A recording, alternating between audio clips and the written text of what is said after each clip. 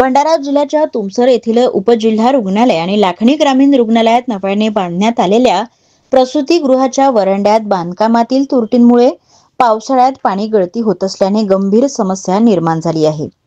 गुळगुळीत टाइल्समुळे गरोदर महिला किंवा त्यांच्या नातेवाईकांचा पाय घसरण्याची आणि मोठी दुर्घटना घडण्याची भीती व्यक्त होत आहे। या गंभीर बाबीकडे रुग्णालय प्रशासनाचे लक्ष वेधण्याची गरज आहे। लाखणीला तालुका दर्जा मिळाल्याने येथील प्राथमिक आरोग्य केंद्राचे ग्रामीण रुग्णालयात रूपांतर झाले, तर तुमसर येथील उपजिल्हा रुग्णालय म्हणून ओळख आहे।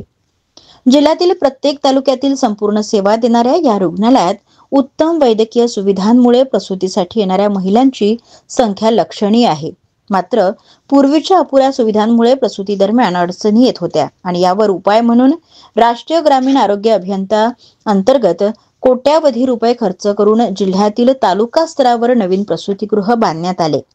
बांधकाम पूर्ण होऊन प्रसूती कक्ष नव्या इमारतीत हलविण्यात आलं, परंतु जुनी आणि नवीन इमारत जोडणाऱ्या वरांड्याचे बांधकाम सदोष असल्याने छतातून पाणी गळते आणि याशिवाय वरांड्यात लावलेल्या गुळगुळीत टाइल्समुळे घसरण्याचा, पाय घसरून पडण्याचा धोका वाढला आहे। माझं नाव डॉक्टर चित्रा भोयर आहे। मी ग्रामीण रुग्णालय लाखनी येथे मेडिकल ऑफिसर म्हणून कार्यरत आहे। मागे आमचं प्रसूती वार्डाचं काम जे आहे ते झालं होतं। आम्ही नवीन प्रसूती वार्ड बनवला।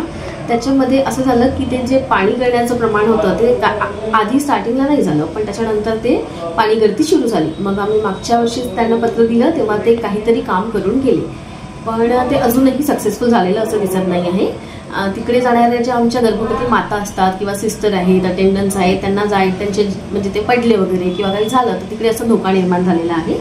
आम्ही त्या संबंधात वरिष्ठांना पण कळवलेलं आहे लेटर थ्रू, आणि जे कार्य अभियंत्यांनी जे केलं आहे त्यांना सुद्धा कळवण्यात आलेलं आहे। त्या 2 दिवसा पहिले येऊन पाहणी करून गेले, पण अजूनपर्यंत येऊन त्यांनी काही केलेलं नाही आहे।